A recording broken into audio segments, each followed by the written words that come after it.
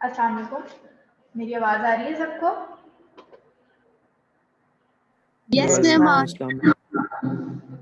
क्या हाल है बच्चों, कैसे हो?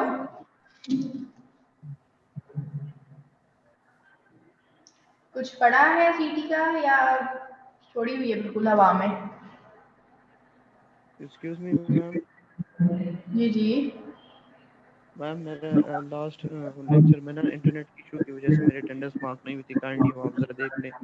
नॉर्दर्न एरियाज में मेरा इंटरनेट बंद हो जाता है।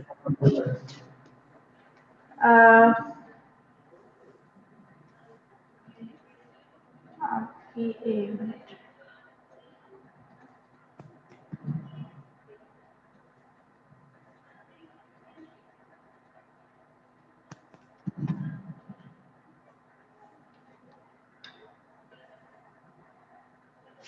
यार बेटा, या तो पहले बताया करो, क्योंकि अब मैंने पिछले लेक्चर के सेव कर दी हुई है अटेंडेंस, जिनकी रह गई, जिनकी ईमेल्स आई हुई थी उनकी भी मैंने कर दी थी, लेकिन अब होना मुश्किल है। ठीक ओके है, मैम, अगर आज मेरे बीच में इंटरनेट का मसला आ जाता है तो फिर आप प्लीज काइंडली मेरा मार्क कर फिर दीजिए। उसका हम देख लेंगे जी, सही है। बाकी लेक्चर ओके अटेंड करो। Okay ma'am, thank you.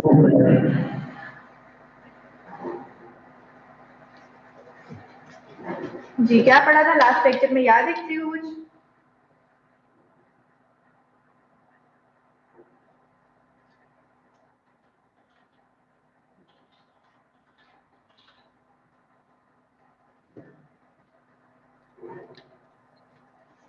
जी जनाब, क्या पढ़ा था? कोई हल्की फुल्की चीज याद हो?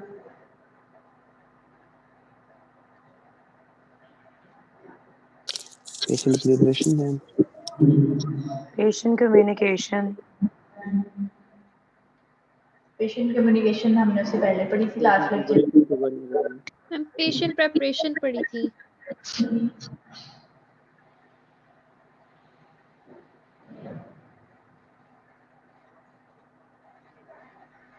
जी जी, ऐसा ही है। हमने पेशेंट प्रिपरेशन पढ़ी थी। पेशेंट प्रिपरेशन में याद है कुछ बातें? कुछ हमने वाइटल साइंस डिस्कस किए थे कि वाइटल साइंस आपने मॉनिटर करने होते हैं। याद है किसी को क्या होते हैं, किस तरह से होते हैं, कौन कौन से होते हैं वाइटल साइंस? गाने ना सुनाने लग देना मुझे, वाइटल साइंस वाले प्रॉपर वाले वाइटल साइंस बताओ, कौन कौन से होते हैं? Ma'am BP, pulse, temperature. हाँ, ब्लड प्रेशर होता है, टेम्परेचर होता है, पल्स होती है, ठीक है, Respiration, blood pressure. सही है। तो अब वाइटल साइन मॉनिटर करना मेरा ख्याल है सबको आते होंगे। अगर किसी को नहीं आते तो लास्ट लेक्चर एक दफा पढ़ ले, उसमें सारे लिखे हुए हैं, ठीक है, किस तरह से आप मॉनिटर करते हो। पल्स का भी पूरा तरीका बताया हुआ है, ठीक है। रेडियल पल्स आप कैसे चेक करते हो, थंब वाली साइड पर फिंगर्स रख के, सही है। आती है रेडियल पल्स चेक करनी? Yes ma'am. ठीक है। उसके अलावा फिर आपकी जो ब्रीदिंग है वो आपको किस तरह से चेक करनी है, ठीक है। जितनी दफा 1 मिनट के अंदर या जो भी आप टाइम फ्रेम आपने लेना है उसके अंदर आपका जो चेस्ट है, चेस्ट की मूवमेंट, यानी पेशेंट की चेस्ट की मूवमेंट कितनी दफा ऊपर नीचे हो रही है, ठीक है, वो आपने जब मेजर करते हो तो उससे आपको ब्रीदिंग रेट पता चलता है, सही है। और सॉरी, नॉर्मल ब्लड प्रेशर कितना होता है? 120/80। 120/80। जी जी, 120/80। अच्छा, आज का जो हमारा लेक्चर है वो है इंजेक्शन टेक्निक्स के ऊपर, सही है। इंजेक्शन टेक्निक्स में आप देखेंगे कि हम जो पेशेंट को कैनुला पास करते हैं वो किस तरह से करते हैं, उसकी क्या टाइप्स होती हैं, ठीक है, क्या चीज़ होती है वो, उसकी थोड़ी सी प्रिकॉशंस देखेंगे। उसके बाद फिर हम देखेंगे कि हम जो सीटी के अंदर, अगर आप लोगों ने सीटी के बारे में कभी सुना हो या जो बच्चे गए हैं रोटेशंस पे उनको आइडिया होगा, हम डिफरेंट फेजेस में सीटी का कंट्रास्ट करते हैं। अगर किसी ने सुना हुआ है तो, कि आर्टीरियल फेज है या वीनस फेज है या बोलस फेज है, इक्विलिब्रियम फेज है। नाम सुना है इनके बारे में कभी? जी बच्चों, सुना हुआ है कभी? हम कहते हैं बाइफेजिक सीटी है, ट्राइफेजिक सीटी है, आइडिया है इस चीज के बारे में? No ma'am. No No, ma'am. चलो सही है, आज हम देख लेंगे क्या होता है, सही है। अच्छा जी, सबसे पहले ये है कि आपने जो आपका कंट्रास्ट मीडिया आपने इंजेक्ट करना है पेशेंट को, ठीक है। सीटी में हम आयोडीनेटेड कंट्रास्ट इंजेक्ट करते हैं। कंट्रास्ट का लेक्चर पढ़ लेना, उसको एक दफा गो थ्रू कर लेना, थोड़ा सा था, 15-20 स्लाइड्स मेरा ख्याल है, ठीक है। तो सबसे पहले आप सॉरी पेशेंट को आप कंट्रास्ट इंजेक्ट करते हो, आयोडीनेटेड कंट्रास्ट, ठीक है। अच्छा जी, आयोडीनेटेड कंट्रास्ट का जो मेथड है कि आप किस तरह से इंजेक्ट कर रहे हो, ये डिपेंड कर रहा है कि आपके पास जो वेस्कुलर एक्सेस है पेशेंट की वो कौन सी है, ठीक है। यानी आप उसके हाथ में कर रहे हो, आप उसके बाजू में कर रहे हो, उसकी सीवीपी लाइन में कर रहे हो, यानी जहां भी आप कर रहे हो वो आपकी अवेलेबल वेस्कुलर एक्सेस के ऊपर डिपेंड कर रहा है, आपके एग्जामिनेशन के टाइप के ऊपर डिपेंड कर रहा है कि आप किस तरह का एग्जाम करना चाह रहे हो, ठीक है। अच्छा जी, उसके बाद वो डिपेंड करे कि आपके जो एग्जाम आपने करना है उसकी क्लिनिकल इंडिकेशंस क्या है। इंडिकेशन से मुराद ये है कि वो आपने जो कंट्रास्ट उसको देना चाह रहे हो और जो उसका एग्जाम करना चाह रहे हो वो आपको अलाउ भी करता है कि आप इसको कंट्रास्ट दो, हो सकता है वो आपको विदाउट कंट्रास्ट ज्यादा अच्छा नजर आए, ठीक है। तो ये कुछ बातें हैं जिनके ऊपर डिपेंड कर रहा है आपका जो इंजेक्ट करना है आपने कंट्रास्ट मीडिया, उसका मेथड, ठीक है। अच्छा जी, सबसे पहले हमारे पास चीज आती है vascular access. Vascular access basically क्या होता है? वेस्कुलर एक्सेस अचीव करना होता है कि आप पेशेंट की स्टेबल आईवी लाइन अचीव करो, ठीक है। Stable IV line, stable intravenous access जो है वो किस तरह से हो सकती है? आईवी एक्सेस के बारे में पता है क्या होती है? क्या हम क्या बात करें, आईवी एक्सेस क्या चीज होती है? बताओ जरा मुझे कोई।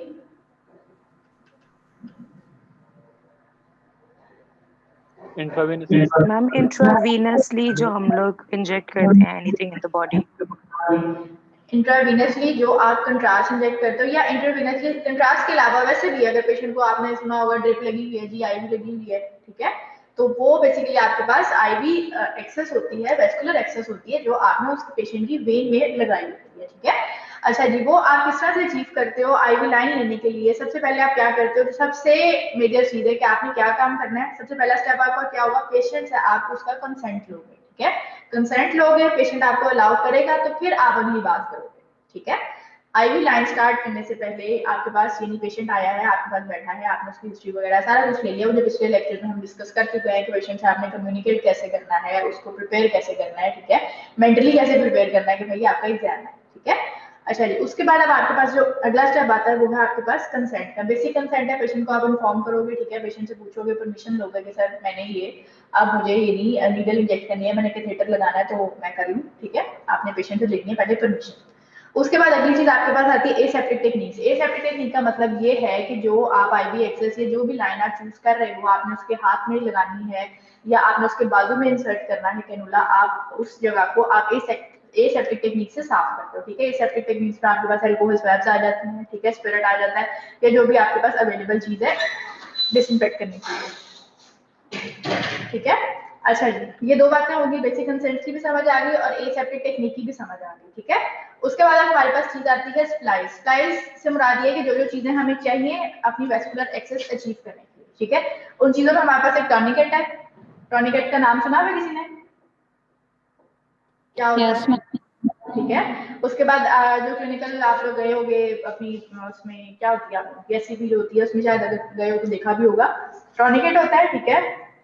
फिर आपके पास टेप आती है, आपके पास आपके गॉज पीस होने चाहिए, ड्रेसिंग होनी चाहिए जिससे आपने जब आप अपनी ड्रिप यानी अपना कैथेटर पास कर देते हो उसके बाद आपने उसको कवर करना है ड्रेसिंग से, ठीक है। आपके पास सलाइन होना चाहिए, सलाइन आप सिरिंज की फॉर्म में भी हो सकता है, ठीक है, या आपके पास जो है वो आईवी बैग भी हो सकता है उसका, ठीक है, बैग की फॉर्म में होता है जो आप ड्रिप के साथ उसको लगाते हो। उसके बाद आपके पास डिस्पोजेबल ग्लव्स होने चाहिए, ठीक है, ग्लव्स बहुत इंपॉर्टेंट है, सबसे पहले आपने ग्लव्स ही पहनने हैं। उसके बाद अब आपके पास जो आखिरी चीज आती है वो है आपके पास आपका कैथेटर का सेट, ठीक है। कैथेटर किस तरह का होता है मैं आपको दिखाती हूँ। इसमें क्या होगा कि प्लास्टिक का जो आगे इसकी नीडल होती है, ठीक है, और उसके बाद जो उसके ऊपर कैथेटर होता है, नीडल आप इंसर्ट करके नीडल को निकाल लेते हो, पीछे कैथेटर जो है उसको थोड़ा सा फॉरवर्डली आगे को कर देते हो पेशेंट की वेन के अंदर, ठीक है। ये मैं दिखाती हूँ किस तरह से होते हैं, ये चीजें देख लो, इक्विपमेंट नजर आ रहा है सबको? ये मेरा ख्याल है काफी चीजें आप लोगों ने देखी होंगी ऑलरेडी, जिसने नहीं देखी है इमेज में दिखा सकती हूँ, आप इमेज देख लो, ठीक है। टॉर्निकेट है, टॉर्निकेट बेसिकली एक बैंड होता है जो आप बांधते हो पेशेंट को, उसकी जो है जहां से आपने वेस्कुलर एक्सेस लेनी होती है उससे कोई तकरीबन 4-5 सेंटीमीटर ऊपर, ठीक है। अच्छा जी, उसके बाद अब आपके पास है अल्कोहल पैड है, ठीक है। उसके बाद आईवी कैथेटर है, कैथेटर की शेप देख लो किस तरह की होती है, ट्यूबिंग है, ट्यूबिंग के बाद आपके पास सलाइन फ्लश है। सलाइन फ्लश बेसिकली किस लिए होता है कि जब आप पेशेंट को आईवी कैथेटर जो है वो इंसर्ट कर देते हो, उसके बाद आपने उसकी पेटेंसी चेक करने के लिए कि आपकी लोकेशन सही है, ठीक है, या आपने जो कैथेटर डाला है या जो आपने नीडल डाली थी वो पेशेंट के वेन में ही गई है, कहीं इधर उधर तो नहीं चली गई, ठीक है, उसको चेक करने के लिए, अपनी वेसल की पेटेंसी को देखने के लिए कि वेसल इस काबिल भी है कि वो कंट्रास्ट मीडिया को गुजार सके अपने अंदर से, ठीक है, या अगर बहुत ओल्ड एज का पेशेंट है या जो कीमोथेरेपी के पेशेंट होते हैं यूजुअली उनकी वेन्स नहीं मिलती, ठीक है, तो उसको कंफर्म करने के लिए आप जो है वो सेलाइन फ्लश करते हो, ठीक है, यानी सेलाइन जो सॉल्यूशन होता है वो आप पेशेंट को इंजेक्ट करते हो कैथेटर के थ्रू, ठीक है, वो जब पास हो जाता है इसका मतलब है कि आपकी जो आईवी लाइन है वो क्लियर है। उसके बाद आपके पास ये टैगरडर्म है। टैगरडर्म बेसिकली आपके पास ड्रेसिंग होती है, जब आप कैथेटर पास कर देते हो उसके बाद ऊपर से उसको कवर करते हो टैगरडर्म से, ठीक है, ये टेप टाइप होती है, बिल्कुल क्लियर होती है, ऊपर से नजर आता है इसमें से। फिर ये टेप है, टेप ही नहीं, आपने जो भी पेशेंट को बाद में कैथेटर निकालने के बाद भी अगर आपने उसको रुई वगैरह रख के, कॉटन रख के, ब्लड फ्लो को रोक के, तो आप ऊपर से टेप कर देते हो, ठीक है। इन चीजों के बारे में समझ आ गई, क्या क्या है अंदर, क्या क्या यूज है? जी जनाब, पता चला कुछ इक्विपमेंट कैसे हो रहा है, ठीक है। अच्छा जी, उसके बाद अब आपके पास आता है कैथेटर का डिजाइन। कैथेटर बेसिकली क्या होता है कि इसमें मेटल नीडल होती है, ठीक है। अच्छा जी, नीडल का अब गॉज साइज होता है। अब आप लोगों ने सुना होगा, यकीनन सुना होगा लोगों ने कि इंजेक्शन लगाने की इतने गॉज का इंजेक्शन चाहिए, सुना है? 20 का चाहिए, 18 का चाहिए, 24, 15, 16 जितने का भी चाहिए, सुना है सबने? कि अगर आप लेने जाते हो, इंजेक्शन लेने जाते हो मार्केट से, तो आप उसको कहते हो मुझे इतने गॉज की सुई चाहिए, इतने गॉज की नीडल चाहिए, ठीक है। ये बेसिकली ये होता है कि जितना नंबर आपके पास छोटा होता जाता है उतना जो है वो नीडल का बोर या नीडल का साइज जो है वो इंक्रीज होता जाता है, ठीक है। सीटी के बीच में हम जो यूजुअली नीडल यूज करते हैं वो 20 गॉज की होती है, ठीक है, 18 से ही 20 गॉज की होती है, 18 भी कम यूज करते हैं, यूजुअली 20 गॉज होता है, ठीक है। अच्छा जी, इसके बीच में क्या होता है कि नीडल होती है, नीडल के ऊपर जो है एक प्लास्टिक कैथेटर होता है, ठीक है, और वो कैथेटर ने जो है वो नीडल को कवर किया होता है। नीडल को आप इंसर्ट करते हो वेन में, उसके बाद आप क्या करते हो, नीडल को रिट्रैक्ट करते हो और जो कैथेटर है उसको आगे इंसर्ट कर देते हो। ये देखो आप इमेज में, ये आपके पास कैथेटर की टाइप है, बेसिकली कैथेटर की एक इमेज है। इसमें अब आप लोगों को नीडल भी नजर आ रही है सबको, नीडल किस तरह से है, नीडल के ऊपर जो है वो कैथेटर है, ये देख लो यहाँ पे, अगर मेरा कर्सर आप लोगों को नजर आ रहा है तो नीडल है आगे, ठीक है। उसके बाद उसके नीडल के ऊपर जो है वो कैथेटर है, ठीक है, कैनुला है, नजर आ रहा है सबको। उसके बाद अब आपके पास जो है पीछे फ्लैशबैक चैम्बर है। यहाँ पे क्या होता है कि जब आप अपनी नीडल को रिट्रैक्ट करते हो, नीडल को निकालने लगते हो, उस टाइम कंफर्म करने के लिए कि आपकी जो नीडल है वो वेन में ही गई है, तो यहाँ पे आपको ब्लड नजर आना शुरू हो जाता है, ठीक है। यानी ब्लड जब एकदम आपको नजर आएगा इस जगह पे, इस जगह को फ्लैशबैक चैम्बर कहते हैं, ठीक है। अच्छा जी, उसके बाद आपके पास इंजेक्शन कैप है, उसके बाद विंग्स वगैरह उसको कंट्रोल करने के लिए है, ठीक है। बाकी चीजें आप देख लो इसके बीच में, ठीक है। नीडल की शेप यानी कैथेटर की शेप जो है, आईवी कैनुला जो है उसकी शेप इस तरह की होती है, ठीक है। ये मेरा ख्याल है जो लोग गए होंगे सेटिंग उन्होंने तो लाजमी देखा होगा, जिन्होंने नहीं देखा हुआ चलो जब जाओगे तब आइडिया हो जाएगा, परेशान ना हो जाना जाके ये क्या चीज हमारे सामने आ गई, ठीक है। अच्छा ये उसके बाद अब अगला स्टेप आपके पास आता है कि आपने साइट चूज करनी है, ठीक है। साइट का मतलब ये है कि आपने वो लोकेशन देखनी है या वो वेन सेलेक्ट करनी है जो इजीली एक्सेसिबल है, ठीक है, और आप पेशेंट कितना कंफर्टेबल है उस वेन पे जो है वो प्रिक करवाने के लिए, ठीक है। अब हमारे पास आती है आपकी एंटीक्यूबिटल वेन। एंटीक्यूबिटल वेन कहाँ पर होती है, कहाँ पर होती है बच्चों? फोरआर्म में होती है, ठीक है, फोरआर्म में होती है आपकी। और ये क्या करती है, ये आपके पास जो है ज्यादातर जब आपने मैकेनिकल इंजेक्टर यूज करना होता है, वो क्या होता है कि होता है, हम उसको देखते हैं क्या चीज है। जब आपने मैकेनिकल इंजेक्टर ज्यादातर जब इंसर्ट करना होता है या उसके थ्रू आपने कंट्रास्ट देना होता है, तब आप यूजुअली एंटीक्यूबिटल वेन देते हो, ठीक है। उसके बाद आप हाथ की वेन्स भी ले सकते हो, यानी जो आपका डॉर्सल वीनस नेटवर्क है वहां पे जो प्रोमिनेंट वेन है आप उसको भी सिलेक्ट कर सकते हो। ये यूजुअली दोनों वेन जो है यही यूज होती है, मोस्ट कॉमनली हाथ वाली यूज होती है, ठीक है। एंटीक्यूबिटल वेन भी कम केसेस में यूज करते हैं, सही है। अच्छा जी, ये अक्सर इंजेक्शन लगता है, ये ड्रिप लगती है बाजू पर, वो वाली, सॉरी जहाँ ड्रिप लगती है अक्सर बाजू पर एंटीक्यूबिटल। हाँ ड्रिप लगती है, बिल्कुल जिन बच्चों ने लगवाई हुई है ड्रिप, मेरे ख्याल आपकी काफी सारों ने लगवाई होगी, तो जिस जगह पे ड्रिप लगती है, ठीक है, वो आपकी यानी मीडियन क्यूबिटल वाली साइड पे, एंटी क्यूबिटल वाली साइड पे भी लग सकती है, ठीक है, या वो आपकी यूजुअली हाथ पे लगाते हैं, ठीक है, हाथ पे। यानी जो डॉर्सल आपके पास नेटवर्क है, वीनस आर्च बनती है, डॉर्सल वीनस नेटवर्क के बारे में सुना होगा, नेट में पढ़ा होगा, नहीं पढ़ा हो तो पढ़ लेना, ठीक है। ये जो प्रोमिनेंट वेन्स होती हैं आप उनको यूज करते हो आईवी लाइन की एक्सेस के लिए, ठीक है। इसमें यहाँ पे नजर आ रही है आप लोगों को, मीडियन क्यूबिटल भी नजर आ रही है या एंटी क्यूबिटल भी कहते हैं इसको, ठीक है। उसके बाद आपको डॉर्सल वीनस नेटवर्क भी आपका नजर आ रहा है, सही है। अच्छा जी, अब ये थोड़ा सा नीडल को इंसर्ट करने का तरीका है। नीडल का एक बेवल होता है, जो नीडल की ये वाली शेप है ना, जैसे कटा हुआ मार्कर या कटा हुआ पेन नहीं होता, शायद यूज किया हो बचपन में तुम लोगों ने, ठीक है। तो उस तरह का जब इसका जो ये वाला एरिया होता है इसको बेवल कहते हैं, ठीक है। तो ये बेवल जो है ये हमने ऊपर वाली साइड पे रखना होता है, यानी इसको हमने अंदर की तरफ इंसर्ट नहीं करना है, इसको हमने ऊपर की तरफ रखना होता है, ठीक है। तो ये इंसर्ट करना है। ये अब ये वाली जो इमेज है इसके बीच में पूरी टेक्निक बताई हुई कि आपने कैसे क्या काम करना है। अब देख लो यहाँ पे सबको नजर आ रहा होगा, पेशेंट है, टर्निकेट बांधा हुआ है उसको, ठीक है। उसके बाद क्या किया हुआ है कि उसकी वेन जो ढूंढी है, उसके बाद क्या किया है कि जो नीडल है उसको 15 से 30 डिग्री का एंगल होता है, ठीक है। कम एंगल के ऊपर जो है वो नीडल है उसको पहले इंसर्ट करते हैं, नीडल इंसर्ट करते हैं। उसके बाद क्या करते हैं, जब पता चल जाता है कि नीडल जो है वो किसी वेन में चली गई है, आपको आइडिया हो जाता है, आप क्या करते हो कि जो आपका कैथेटर है जो पीछे से है, आप उसको रिट्रैक्ट करते हो। रिट्रैक्ट करोगे तो आपको ब्लड फ्लो नजर आना शुरू हो जाएगा। आप नजर आ रहा है रेड रेड सा ब्लड फ्लो, ठीक है। ये तब नजर आता है जब आप अपने नीडल को रिट्रैक्ट करते हो। इस इमेज में देखो सी वाली में कि आप यहाँ से नीडल को रिट्रैक्ट करें और जो कैथेटर है उसको आगे पास करें, एरो लगा नीचे। समझ आ रही है किस तरह से काम हो रहा है? समझ आ रही है बच्चों? अब ये यानी फिजिकल क्लास नहीं है तो मैं तुम लोगों को ऐसे दिखा सकती हूँ, उसके अलावा ये करूंगी, ये कर सकती हूँ मैं कि मैं तुम लोगों को एक यूट्यूब की किसी वीडियो का लिंक भेज दूंगी ताकि तुम लोगों को बेहतर आइडिया हो जाए कि कैनुला किस तरह से इंसर्ट करते हैं, ठीक है। तो नजर आ रहा है सबको कि किस तरह से नीडल जो है वो इंसर्ट की है, नीडल इंसर्ट की, उसके बाद नीडल को थोड़ा सा पीछे खींचा, नीडल को पीछे जब रिट्रैक्ट करोगे तो जो आपका कैथेटर है उसको आप आगे को इंसर्ट करोगे, ठीक है, यही उसको आप वेन में इंसर्ट करोगे। जब आप वेन में इंसर्ट करोगे उसके बाद आप उसको क्या करोगे, उसको सेव करोगे और वहां पे आप सिलाइन फ्लश करोगे, ठीक है। सिलाइन फ्लश करोगे तो आपको पता चल जाएगा कि जो आपकी आईवी लाइन है वो प्रॉपर्ली सिक्योर है, वो पेटेंट है। समझ आ गई इस चीज की आईवी लाइन वाली कहानी अब तक कि क्या हो रहा है? Yes ma'am. जी मैम। थोड़ा बहुत क्लियर हुआ होगा, बाकी तुम लोग अब जब जाओगे या फ्लश इंजेक्शन भी यही होता है। सॉरी क्या कह रहे हो? फ्लश इंजेक्शन भी यही होता है। फ्लश इंजेक्शन जी क्या मतलब? हाँ, वो सेलाइन फ्लश होता है बेसिकली, जो होता है सेलाइन फ्लश होता है। सेलाइन फ्लश वो यही करते हैं कि आप जब अपनी सारी, जब आपने नीडल वगैरह इंसर्ट कर ली है, अब आपने सही, आपको लगा है कि आपने प्रॉपर अपनी यानी वेन अचीव कर ली है, तो उस टाइम आप वेन की पेटेंसी चेक करने के लिए जो है ना कि वेन आपकी पेटेंट है, आपने सही जगह चूज की है, तो वो उसको चेक करने के लिए जो आप सेलाइन डालते हैं ना उसको सेलाइन फ्लश कहते हैं, ठीक है।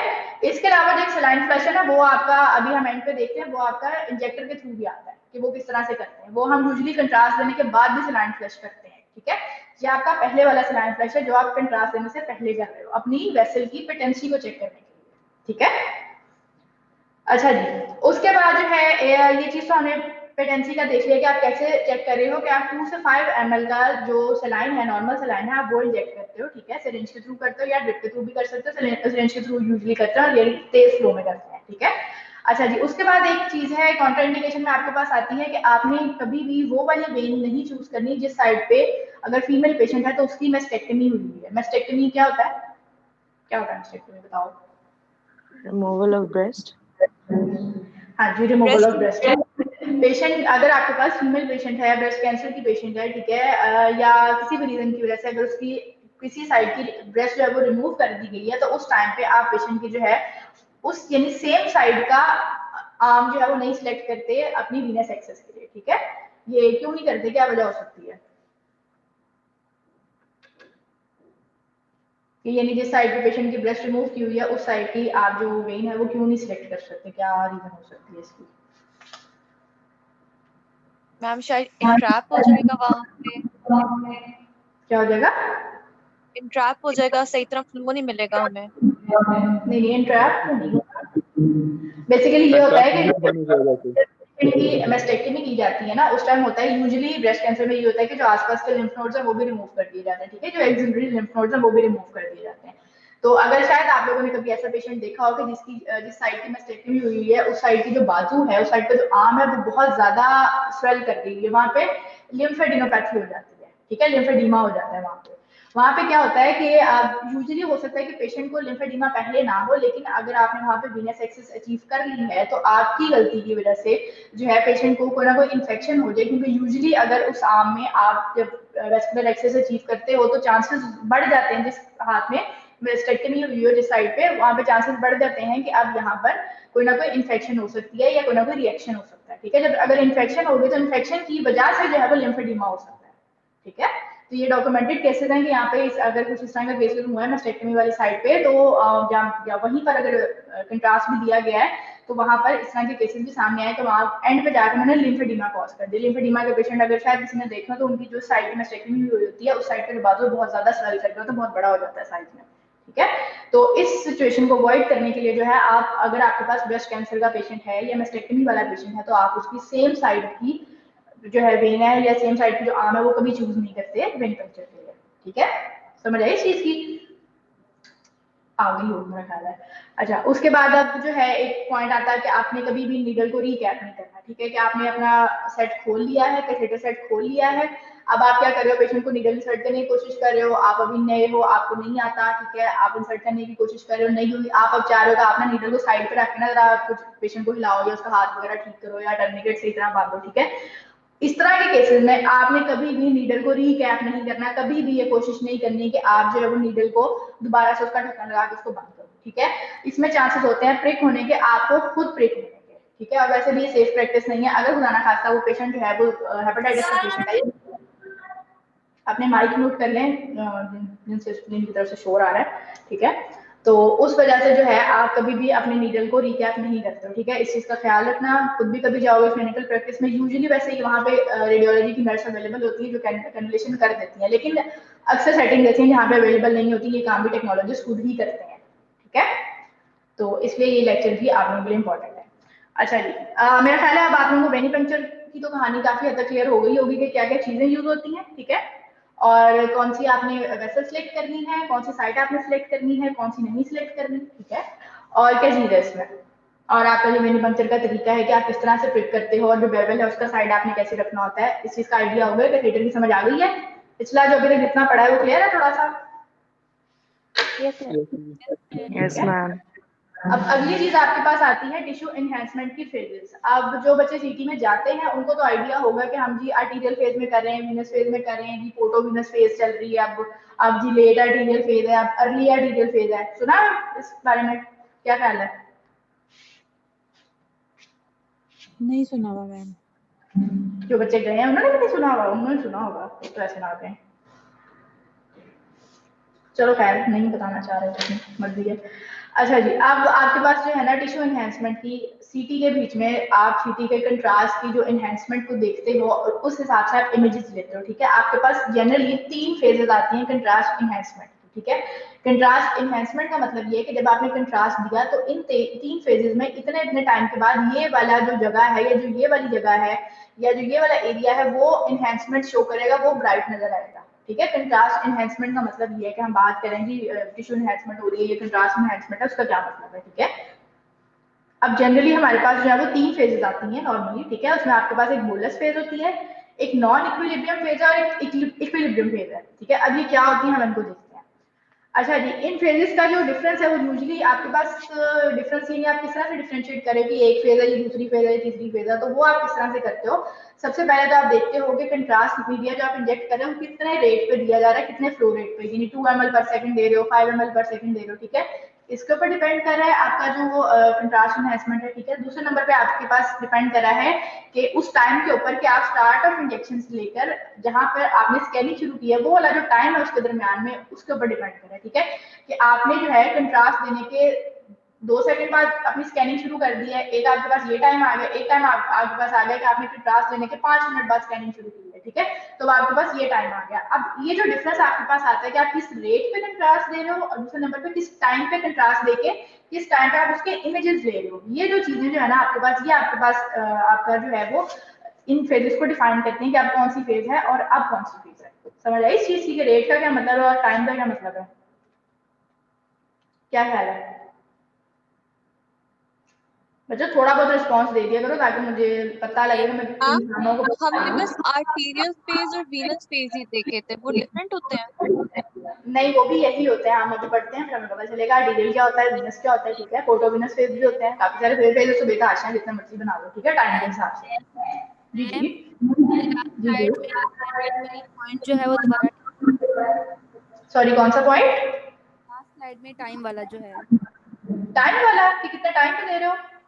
जी मैम। अच्छा, कंट्रास्ट का बेसिकली ये होता है कि आपने जो हम इन्हेंसमेंट की बात कर रहे हैं ना कि अब आर्टिफिशियल फेज आ रही है जी, अब हमारे पास बोलस है या अब हमारे पास वीनस है, ये इक्विलिब्रियम है, ये नॉन इक्विलिब्रियम है, जो फेजेस हम पढ़ते हैं आगे, ठीक है, ये फेजेस क्या होते हैं, किस तरह से इनको डिफाइन करते हैं। बेसिकली ये फेज आपके पास मतलब ये चीजें डिपेंड किसके ऊपर कर रही है, ये डिपेंड कर रही है एक तो आपके पास उस रेट के ऊपर कि आप कंट्रास्ट मटेरियल जो है वो कितने रेट के ऊपर इंजेक्ट कर रहे हो पेशेंट को, ठीक है, वो इंजेक्टर्स होते हैं किस तरह से इंजेक्ट करते हैं वो भी हम देखते हैं। दूसरी चीज आपके पास आती है टाइम। टाइम का मतलब ये है कि आपने कंट्रास्ट दिया, ठीक है, उसके बाद आपने 2 सेकंड का या 5 सेकंड का वेट किया, उसके बाद आपने अपनी स्कैनिंग शुरू कर दी। आपके पास इस टाइम के बीच में जो इमेज आएगा उसमें जो एनहांसमेंट शो होगी वो डिफरेंट होगी, और अगर आप यही स्कैन जो है वो कंट्रास्ट इंजेक्ट करने के 15 मिनट बाद करते हो या 10 मिनट बाद करते हो तो उस टाइम जो आपके पास इमेज आएगी और उसमें जो एनहांसमेंट शो होगी वो डिफरेंट होगी, ठीक है। तो टाइम का बेसिकली कॉन्सेप्ट यहाँ पे इस तरह से आता है, ठीक है, कि आपने अपना ये देखना है कि आप जो कंट्रास्ट मीडिया आपने इंजेक्ट किया है, इंजेक्ट तो आपने कर दिया, उसके बाद आप इमेजेस कितने कितने टाइम डिफरेंस के बाद ले रहे हो, ये जो टाइम है आपके पास ये बेसिकली डिफाइन करता है कि अब आपके पास आर्टिफिशियल फेज है, अब आपके पास वीनस फेज चल रही है, अब आपके पास डिलेड फेज है, ठीक है। ये सारी चीजें आपके टाइम के ऊपर डिपेंड करेंगी कि आप इमेज कितने टाइम पे ले रहे हो कंट्रास्ट देने के बाद, ठीक है। क्लियर हुआ थोड़ा सा? Yes ma'am. अच्छा जी, अब आपके पास चीज आती है जो पहली आपके पास फेज है वो है बोलस फेज। बोलस का मतलब हम देखते हैं बोलस फेज का क्या मतलब है, ठीक है। बोलस फेज को ही आर्टीरियल फेज कहते हैं। हमारे यहाँ पे कॉमन प्रैक्टिस में आर्टीरियल फेज ही कहा जाता है। बोलस मेरा नहीं ख्याल कोई बोलता होगा, मैंने नहीं कभी किसी को बोलस बोलते हुए सुना, ठीक है, आर्टीरियल ही कहते हैं ज्यादा। आर्टीरियल फेज बेसिकली क्या होता है, बोलस फेज होता है कि इसमें आप आईवी आपने कंट्रास्ट जो है पेशेंट को इंजेक्ट किया, ठीक है, इंजेक्टर के थ्रू ही करते हैं सिटी में यूजुअली और नॉर्मली। इंजेक्टर के थ्रू आपने कंट्रास्ट पेशेंट को इंजेक्ट किया, उसके फौरन बाद यानी बीच में आपने मैक्सिमम 4 to 5 सेकंड का आपने गैप डालना होगा, ठीक है। उसके बाद आपने अपनी स्कैनिंग शुरू कर दी। आर्टीरियल फेज में आपके पास वो वाले इमेजेस आएंगे, वो वाली इनहेंसमेंट शो होगी जो आपकी आर्टरीज को इनहेंस कर रहा है कंट्रास्ट, ठीक है। यानी अगर आपने किसी जगह पे आर्टीरियल इनहेंसमेंट देखनी है अपनी बॉडी में, यानी आपका कोई ट्यूमर कोई ऐसा है जो आर्टीरियल सप्लाई ले रहा है या कुछ इस तरह की आपने चीज देखनी है, तो उस टाइम आप आर्टीरियल फेज वाली इमेजेस लोगे, यानी आप कंट्रास्ट इंजेक्ट करने के फौरन बाद यानी विद इन 5 सेकंड के अंदर आप अपना स्कैन स्टार्ट कर सकते हो, ठीक है। वो आपके पास आर्टीरियल फेज आती है। आर्टीरियल फेज आपको पता कैसे चलती है कि आर्टीरियल फेज में जो आपके पास कंट्रास्ट का डिफरेंस आ रहा है ना वो 30 हाउस फील्ड से ज्यादा होता है, ठीक है। 30 या 30 हाउस फील्ड से ज्यादा का डिफरेंस होता है बिटवीन डिफरेंट स्ट्रक्चर्स, ठीक है। अभी स्ट्रक्चर में दिखाती हूँ तब थोड़ा सा आप लोगों को क्लियर होगा, ठीक है। अच्छा जी, इसमें क्या होता है, आर्टीरियल फेज है, ये आपने इतनी जल्दी लेना है कि आपके जो वीनस स्ट्रक्चर है वहां तक अभी ब्लड ना पहुंचे, ठीक है। ब्लड फ्लो की कहानी मेरा ख्याल है सबको पता होगी कि ब्लड कैसे आ रहा है, आप वेन्स के थ्रू दे रहे हो, आप आईवी एक्सेस आपने अचीव की हुई है, वेन से आपके पास जो ब्लड पहले जाएगा हार्ट में, ठीक है, उसके बाद आप वेट करोगे, वो जो 5 सेकंड का बीच में 4 से 5 सेकंड का गैप है वो बेसिकली उतना वेट है कि आपका जो हार्ट है, आप आईवी लाइन ले रहे हो ना, आप इंट्रावीनस एक्सेस कर रहे हो कि वेन से अब आपका जो ब्लड सर्कुलेशन है वो आपकी हार्ट में जाएगी और हार्ट से फिर एओर्टा के थ्रू वो बाकी बॉडी में जाएगी। आपने आर्टीरियल इनहेंसमेंट देखनी है, ठीक है। जो हम बीच में 4 से 5 सेकंड का गैप दे रहे हैं वो सिर्फ इतना ही दे रहे हैं कि आपका जो ब्लड है वो एओर्टा से अब बाकी जगहों पर जाना शुरू हो जाए, ठीक है। अच्छा जी, सीटी एंजियो की इमेज जब हम एंजियोग्राफी करते हैं उसमें यूजुअली जो है हम जितनी भी इमेजेस लेते हैं वो हम बोलस फेज में लेते हैं, यानी आर्टीरियल फेज में लेते हैं, क्योंकि हमने आर्टीरियल पेटेंसी ही देखनी होती है कि हमारी वेसल्स ठीक है कि नहीं है, ठीक है, जो एंजियोग्राफी जब हम करते हैं उस टाइम पे, ठीक है। अच्छा जी, जो बोलस फेज में आपके पास क्या होता है, जो आर्टीरियल वाली जो भी जितनी भी आपके पास आर्टरीज हैं उनके पास जब आपकी ये कंट्रास्ट जाता है, यानी ब्लड सप्लाई जब जा रही है और कंट्रास्ट को साथ लेके जा रही है, उस टाइम पे वो आपको ब्राइट नजर आते हैं, ठीक है। इसलिए इस फेज को आप आर्टीरियल फेज भी कहते हो। समझ आएगा आर्टीरियल फेज क्या होती है? पहले नंबर पे ये है कि आपने बोलस इंजेक्शन देने के बाद फौरन बाद आपने अपना स्कैन स्टार्ट करना है, ठीक है। और इसमें आपको पता कैसे चलेगा आर्टीरियल फेज है कि जो आपका कंट्रास्ट इनहेंसमेंट का जो डिफरेंस है, यानी एओर्टा और अगर वेन की बात करो, इंफीरियर वेना की बात करो, वहां पे जो डिफरेंस है वो 30 हाउस फील्ड से ज्यादा है। एओर्टा बहुत ज्यादा ब्राइट नजर आएगी और जो इंफीरियर वेना के है उसकी जो ब्राइटनेस है वो 30 उससे ऑलमोस्ट 30 हाउस फील्ड यूनिट्स कम होगी, ठीक है। अच्छा जी, दूसरे नंबर पे हमें पता चल गया कि एंजियोग्राफी में हम बोलस फेज देते हैं और उसके बाद क्या है कि जो बोलस फेज है इसी को आप आर्टीरियल फेज कहते हो, सही है। अब ये वाली इमेज देखो, इसमें पता चल रहा है एओर्टा कहाँ पर है और इंफीरियर वेना के कहाँ पर है, नजर आ रही है? नजर आ रही है इमेज क्या ख्याल है? समझ नहीं आ रही मैम, क्या हुआ? पता नहीं चल रहा इसमें मैम। नहीं पता चल रहा। अच्छा, और किसी को पता चल रहा है कि एओर्टा कहाँ पर होती है या आर्टरी वीना केवा कहाँ पर है, और जो इतना बड़ा सा स्ट्रक्चर हमें नजर आ रहा है वो क्या है, क्या हो सकता है, क्या ख्याल है? लिवर है मैम, ये बड़ा तो है, ये लेवर है मैम। वो जो बड़ा सा लिवर स्ट्रक्चर स्टमक। लिवर के बिल्कुल आगे आपके पास जो है जो ये वाला एरिया है, यहाँ पे जो नंबर 2 मेंशन किया हुआ है, ये आपके पास जो है ये आपकी इंफीरियर वीना केवा है, ठीक है। और जो ये वाली आपके पास जो शरीर ब्राइट किस्म के आपको गोला सा नजर आ रहा है, ये आपके पास क्या है, बेसिकली ये आपकी एओर्टा है, ठीक है। पता चल रहा है? अभी आप लोगों ने क्रॉस सेक्शन एनाटॉमी नहीं ना पढ़ी है ना, ये पढ़ी हुई है? No ma'am. अच्छा, सही है। तो क्रॉस सेक्शन एनाटॉमी हम थोड़ी थोड़ी देखेंगे सीटी में, अभी तो हम अभी फिजिक्स वाली चीजों पे ही चल रहे हैं, उसके बाद जो हम आएंगे प्रोटोकॉल्स पे तब हम इंशाल्लाह देखेंगे, ठीक है। तो ये आपकी एओर्टा है और ये आपका जो वीना केवा है, ठीक है। अब इन दोनों का कंट्रास्ट डिफरेंस आप लोगों को पता चल रहा है कि मतलब लग रहा है कि ऑलमोस्ट ये 10 यानी 10 से तो काफी ज्यादा है, ठीक है। 30 आउंस यूनिट हो सकते हैं और 30 से ज्यादा भी हो सकते हैं, ठीक है। Yes ma'am. तो ये अब आपको ये जो इमेज है आपकी, ये अब आपकी आर्टीरियल फेज में है या बोलस फेज में है, ठीक है। कि आपको एनहेंसमेंट शो हो रही है आपकी आर्टरी में, लेकिन अब आपको वेन में एनहेंसमेंट शो नहीं होगी, ठीक है।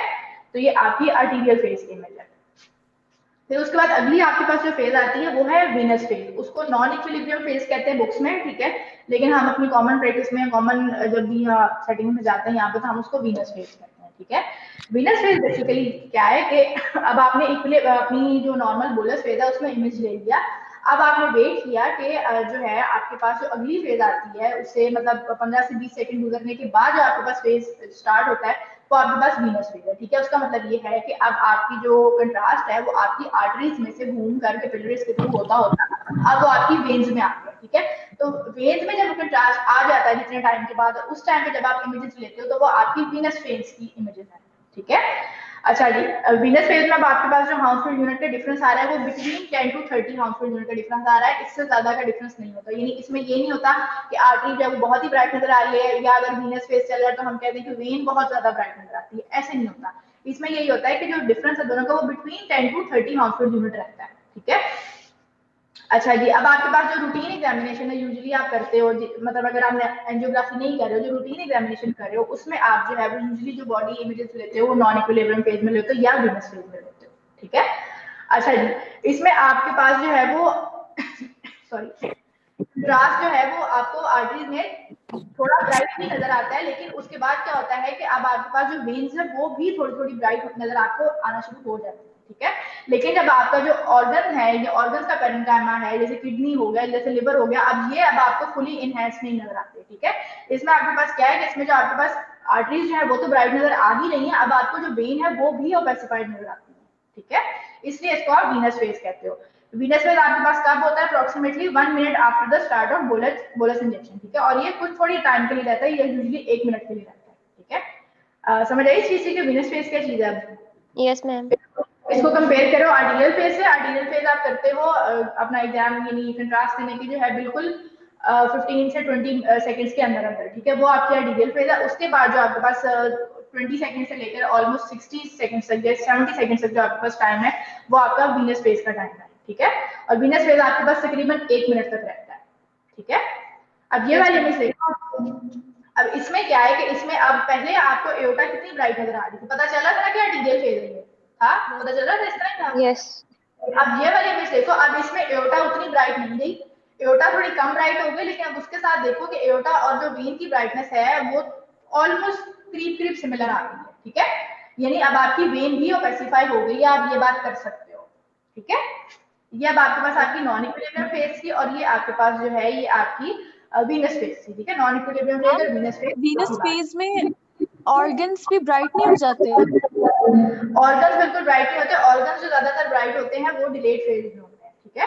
कि यानी अब जो है ब्लड वो आर्टरी से निकलकर, वेन से निकलकर, यानी आर्टरी वगैरह से निकलकर उसके बाद आपके पास जो है ऑर्गन में जाकर ऑर्गन्स को परफ्यूज कर रहा है, उस टाइम आपके पास जो है जो ऑर्गन का जो पैरेन्काइमा है वो आपके पास यूजुअली डिलेड फेज में ज्यादा अच्छा नजर आता है, ठीक है। अच्छा जी, अब आपके पास है डिलेड फेज। डिलेड फेज में आपके पास क्या होता है कि आप आईवी इंजेक्शन, ये सबसे लास्ट फेज है, मतलब आपने आईवी इंजेक्शन दे दिया, ये बोलस इंजेक्शन स्टार्ट होने के 2 मिनट बाद आपका शुरू होता है। यानी आप टाइम डिफरेंस देख लो, पहले आपने सबसे पहले कुछ सेकंड में लिया, विद इन फ्यू सेकंड आपका आर्टीरियल फेज था। उसके बाद जब आपके पास ऑलमोस्ट 25 से 30 सेकंड्स के बाद जो टाइम था, उधर से लेकर 2 मिनट तक का जो आपके पास टाइम था वो आपका वीनस फेज का था, और 2 मिनट के बाद जब आपका टाइम है वो आपका डिलेड फेज का टाइम है। ठीक है, इसमें आपके पास क्या होता है कि अटेन्युएशन डिफरेंस है एओर्टा का या वीना केवा का, वो 10 हाउसफुल यूनिट से भी कम रह जाता है। यानी अब आप उनको अलग-अलग सेपरेटली डिफरेंशिएट नहीं कर सकते, यानी उनका जो डिफरेंस है वो 10 हाउसफुल यूनिट से भी कम रह जाता है। ठीक है, ये चीजें याद रखना कि जो हाउसफुल यूनिट है उनका डिफरेंस कितना है, फिर आप लोगों को ज्यादा बेहतर तरीके से याद रहेगा। अच्छा जी, इस फेज में आपके पास क्या होता है कि आपके आर्टरी से अब कंट्रास्ट निकल गया, ठीक है, वेन्स में जाके वो डाइल्यूट हो रहा है, और उसने अब क्या किया है, जो ऑर्गन्स के पैरेन्काइमा है अब उसने उनको कवर कर दिया। ठीक है, अच्छा जी, जो आपके पास इक्विलिब्रियम फेज है वो आपके पास लिवर के लिए बिल्कुल अच्छी फेज नहीं है। हम ये क्यों नहीं होती, जब हम लिवर के प्रोटोकॉल्स पढ़ेंगे उस टाइम हम देखेंगे। यूजुअली बेसिकली ये होता है कि आपका जो इस फेज में क्या होता है कि लिवर के जो पैरेन्काइमा है वो, और अगर आपके पास लिवर का कोई ट्यूमर पड़ा हुआ है और उसका जो इंटरस्टिशियम है यानी कि उसके आसपास वाला एरिया है, ठीक है, वो ट्यूमर के बीच में क्या हो सकता है कि कंट्रास्ट की डिस्पर्शन एक जितनी हो सकती है। ठीक है, यूजुअली इतना होता है, और आपको डिलेड फेज में जब आप लिवर के लीजन देखते हो तो वो आपको आइसोडेंस नजर आते हैं, वो आपको एक जैसे नजर आते हैं। ठीक है, अब मैं आपको इमेज दिखाती हूँ, ये वाली इमेज देखो। अब जो पहली वाली इमेज है वो आपने ली थी नॉन इक्विलिब्रियम फेज में, ठीक है, यानी आपने वीनस फेज में इमेज ली, जो ये ए इमेज है, ठीक है, जिसके ऊपर मेरा कर्सर है, अगर सबको नजर आ रहा है तो। ये आपने नॉन इक्विलिब्रियम फेज में ली या वीनस फेज में ली? वीनस फेज में ली थी तो इसने क्या किया था कि अभी आपके जो लिवर का पैरेन्काइमा है उसको परफ्यूज करना नहीं शुरू किया था। ठीक है, अभी आपके पास जो आपका जो था कंट्रास्ट था वो अभी आपकी आर्टरीज और वेन्स में ही घूम रहा था। ठीक है, उस टाइम पे इसके लिवर की इमेज देखो। अब ये बी वाली इमेज है, ये आपके पास डिलेड फेज वाली इमेज है। ठीक है, नजर आ रहा है सबको? Yes ma'am. अब चाहिए, अब आपके पास डिलेड फेज वाली इमेज है, या आपके पास इक्विलिब्रियम फेज वाली इमेज है। अब इसमें देखो कि आप लिवर के जो लीजन्स है उनको डिफरेंशिएट कर पा रहे हो इस इमेज की निस्बत? पता चल रहा है कुछ? इसमें अब आपके पास क्या हुआ है कि अब आपके कंट्रास्ट ने लिवर के पैरेन्काइमा को भी कवर कर लिया। ठीक है, और क्या हुआ है कि जो आपके लिवर ट्यूमर्स पड़े हुए थे या लिवर के जो भी लीजन थे उनको भी कंट्रास्ट नहीं कवर कर पाए। ठीक है, अब यानी आप उनको सेपरेटली लिवर के पैरेन्काइमा और जो लिवर का ट्यूमर है उसको डिफरेंशिएट नहीं कर पा रहे। ठीक है, तो लिवर के ट्यूमर्स के लिए, लिवर को डिफरेंशिएट करने के लिए जो ये आपका इक्विलिब्रियम फेज है या जो डिलेड फेज इमेज है ये अच्छी नहीं होती। ठीक है, इस बात को याद रखना। क्यों नहीं होती, क्या नहीं होती, जब हम आगे लिवर वाले प्रोटोकॉल्स पढ़ेंगे तो उसमें बड़ी डिटेल से देखेंगे कि इसकी क्या कहानी है पीछे। ठीक है, तो अभी छोटी छोटी बातें याद रखो कि अब आप इमेज को ध्यान में रखना तो आप लोगों को क्लियर रहेगा कि आप क्यों नहीं जो है वो डिलेड फेज में इमेज लेते अपने लिवर के लिए। समझ आई इस चीज की? Yes ma'am. Yes ma'am. अब आपके पास जो बोलस फेज है और जब आपके पास नॉन इक्विलिब्रियम फेज है, इन दोनों को आप फर्दर सब डिवाइड किया होता है। ठीक है, सब डिवाइड कैसे किया होता है? बोलस फेज यानी आर्टीरियल फेज है, उसको आप जी अर्ली आर्टीरियल फेज कह रहे हो, आप उसको लेट आर्टीरियल फेज कह रहे हो, फिर आप पोर्टोवीनस फेज कह रहे हो, हेपेटिक वीनस, तो काफी कुछ अब इन फेजेस के नाम है। अभी किस तरह से इनकी टाइम किस तरह से है ये अब इस टेबल में लिखा हुआ है। ठीक है, ये अब आप लोगों का काम है कि आप लोग जो रीजन पढ़ रहे होंगे, ठीक है, आपने उस रीजन के हिसाब से यहाँ पे देखना है। अगर आप जो है वो किडनी की इमेजिंग देख रहे हो या नेफ्रोग्राफिक इमेजिंग देख रहे हो तो उसमें आप टाइम देख लो कि नेफ्रोग्राफिक फेज आपके पास 80 से 130 सेकंड का है। ठीक है, तो इतने टाइम के बीच में जो है आपको किडनी की परफ्यूजन ज्यादा अच्छी नजर आएगी।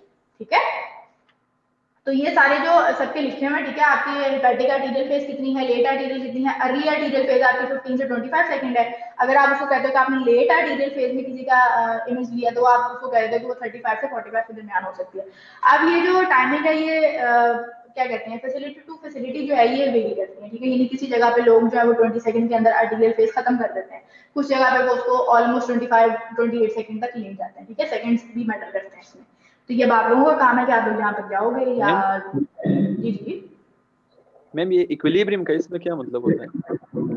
इक्विलिब्रियम फेज का मतलब ये है कि अब आपके पास जो है ना, कहाँ है आपका इक्विलिब्रियम फेज, ये आपके पास डिलेड फेज है। इसके बीच में आपके पास क्या हो रहा है कि जो आपका अटेन्युएशन डिफरेंस है ना, यानी आर्टरीज का और वेन्स का, पहले तो हम देख रहे थे ना कि पहले हमारे पास ये अच्छा खासा डिफरेंस आ रहा है, ग्रेटर देन 30 हाउसफुल यूनिट का आ रहा है।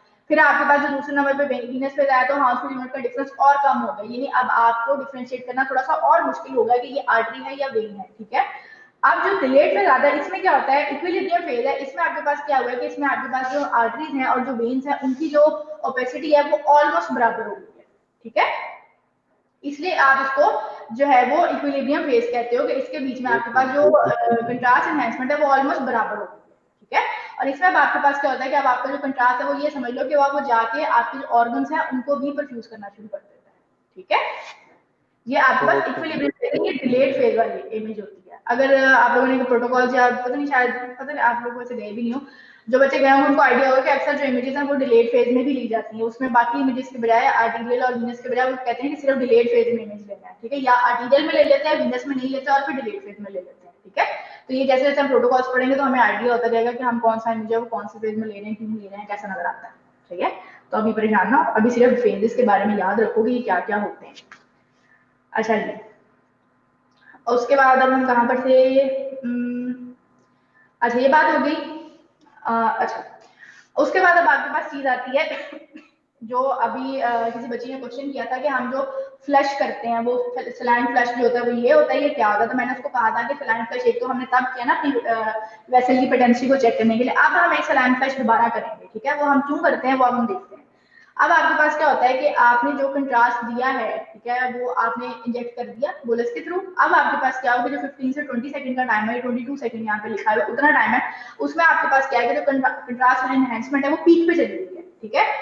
ये अब आपके बिल्कुल एक ग्राफ इसका बनता है, वो अगर आपके पास कंट्रास्ट एनहांसमेंट बिल्कुल पीक पे चली गई है और उस पीक पे जाके कि अब यहाँ पे आपको ब्राइटेस्ट इमेज नजर आएगा, ठीक है। अब वहां पे क्या होता है, जैसे ही वो पीक पे जाती है वो एकदम जो है ना वो डिक्रीज कर जाती है। वो जितनी आपके पास डिक्रीज करेगी ना, उसका मतलब है जो उसका ऊपर जाने का जो टाइम होता है, और अगर वो थोड़ी देर वहां पे लगा रहे हैं या अगर जब क्या करते हो बीच में उसके जो डिक्रीज होने का टाइम होता है, उस टाइम पे आप इमेज जो लेते हो वो अब आपके पास वीनस फेज में चला जाता है। अगर आपने आर्टीरियल फेज में इमेज लेना है, आपने आर्टीरियल फेज का टाइम थोड़ा सा इंक्रीज करना है। आप चाह रहे हो कि आप 15 से जो 20 सेकंड है उससे बढ़ाकर 15 से 25 सेकंड तक चले जाओ, 15 से 28 सेकंड तक चले जाओ, ठीक है। वो टाइम अचीव करने के लिए आप क्या करते हो कि आपने कंट्रास्ट इंजेक्ट किया बोलस के थ्रू, ठीक है। कंट्रास्ट इंजेक्ट करने के बाद जब आपके पास पीक आई, उस टाइम आप करते हो, उस टाइम आप जो है वो जो आपके पास सलाइन फ्लैश है वो आप एक दफा दोबारा करते हो, ठीक है। कंट्रास्ट इंजेक्टर के थ्रू ही होता है, फ्लैश एक दफा दोबारा हो जाता है। फ्लैश वो क्या करता है कि जो कंट्रास्ट आपकी जो ट्यूबिंग होती है, जो ट्यूब्स होती हैं जो आपके इंजेक्टर से लेकर पेशेंट तक अटैच होती है, जिसके थ्रू कंट्रास्ट जा रहा होता है, वो क्या करती है, फ्लैश आपके पास बेसिकली क्या करता है कि जो आपके पास जो कंट्रास्ट है उसको ट्यूबिंग से निकाल के जो बचा कुचा कंट्रास्ट रहता है उसको भी एओर्टा में ले जाता है, ठीक है। उसको भी जब वो एओर्टा में लेकर जाएगा तो इसका मतलब है कि अब आपके पास जो पीक आ रही थी, एकदम पीक आ रही थी, वो अब आपके पास थोड़े टाइम के लिए, ज्यादा टाइम के लिए रह गई है, ठीक है। पहले वो एकदम पीक पे जाके ड्रामेटिकली डिक्रीज करती थी, अब वो क्या हुआ है कि अब वो पीक पे जाके 2-4 सेकंड के लिए बराबर रहेगा, पीक पर ही रहेगा, उसके बाद जो एनहांसमेंट है वो कम होनी शुरू होगी। तो वो जो पीक पे जाके जो उसका थोड़ा सा रुकने का टाइम है उसको आप प्लेट्यू कहते हो, ठीक है। समझ आइए इस चीज से कि प्लेट्यू क्या चीज है? Yes ma'am. ठीक है, अब आप लोगों ने इसको प्लेट्यू के बारे में भी याद करना। प्लेट्यू बेसिकली क्या चीज होती है कि आपने कंट्रास्ट दिया, पहले तो आपने देखा कि अगर आपने फ्लैश नहीं किया, आपने नॉर्मल कंट्रास्ट दिया, कंट्रास्ट एकदम पीक पर गया, ठीक है, एकदम आपके पास ब्राइट इमेज आ गया, एनहांसमेंट होगी, अब वो एकदम ड्रामेटिकली डिक्रीज कर जाता है, ठीक है, एनहांसमेंट एकदम कम होना शुरू हो जाती है। अब आप चाह रहे हो कि एनहांसमेंट जो है वो थोड़े कुछ सेकंड्स के लिए ज्यादा टाइम के लिए रहे, ठीक है। उसको अचीव करने के लिए आप क्या करते हो कि आप पीछे से सलाइन फ्लश करते हो। सलाइन फ्लश क्या करेगा, जो आपकी ट्यूबिंग में कंट्रास्ट रह जाता है उसको वो आगे पुश करता है, वो भी अब एओर्टा में चला जाता है, ठीक है। वो जब एओर्टा में जाएगा तो वो आपके पास जो प्लेट्यू वाली फेज लेकर आएगा कि जो पीक आपके पास अचीव हुई थी वो कुछ सेकंड्स के लिए आपके पास रहेगी, ठीक है। अच्छा जी, ये प्लेट्यू की सारी कहानी लिखी हुई है कि प्लेट्यू जो किस तरह से आप एक्सटेंड कर सकते हो बाय एडिंग सलाइन फ्लश, ठीक है। अच्छा जी, अगर जो आपके पास आर्टीरियल फेज में आप इमेजेस ले रहे हो तो वो जो आपके पास ये जो प्लेट्यू बन रहा है, ठीक है, एनहांसमेंट प्लेट्यू बन रहा है, इसके बीच में अगर आप स्कैन कर लेते हो तो ये आपके पास आइडियल इमेजेस आती हैं आर्टीरियल फेज के लिए, ठीक है। क्योंकि जो आपके पास पीक एनहांसमेंट है वो शॉर्ट लिव्ड होती है, वो तकरीबन लेस देन 2 सेकंड की होती है, ठीक है। इतने सेकंड में तो इमेज लेना ज्यादा मुश्किल हो जाता है, सही है। फिर आप क्या करोगे, आप पीछे से सलाइन फ्लश करोगे, सलाइन फ्लश करोगे तो प्लेट्यू आपके पास इंक्रीज कर देगा, टाइम इंक्रीज कर देगा और आप उससे ज्यादा अच्छे तरीके से इमेज ले सकते हो। समझ आई इस चीज की कि क्या कहानी है? ठीक है, जिसको क्लियर नहीं है वो पूछ ले, थोड़ी सी कॉम्प्लेक्स है लेकिन थोड़ा सा समझने की कोशिश करोगे तो आ जाएगी समझ, इतनी जरूरी नहीं है, ठीक है। अच्छा जी, उसके बाद अब आपके पास चीज आती है कि मेथड्स हैं, आप कंट्रास्ट मीडिया डिलीवर कैसे कर रहे हो। जो हम इतनी देर से बोल रहे हैं कि जी बोलस टेक्निक है, बोलस मैं चली जा रही हूँ, बोलस बेसिकली होता क्या, ठीक है। अच्छा जी, अब आपके पास कंट्रास्ट मीडिया इंजेक्ट करने की जो है वो 2 टेक्निक्स हैं, एक आपके पास ड्रिप इन्फ्यूजन है, एक आपके पास बोलस टेक्निक है।